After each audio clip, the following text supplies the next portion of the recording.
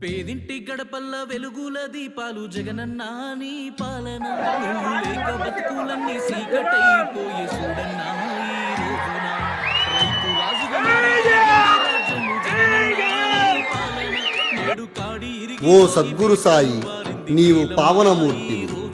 ప్రపంచమంతటికి సంతోషమును ప్రసాదించిది, భక్తులకు మేలు కలుగజేసిది. నువ్వు మాట్లాడేటి ప్రతి మాట మాకు గుండె ధైర్యం. నువ్వు సూటిగా నడిసే ఆ నడకే యువతకు ఆదర్శం.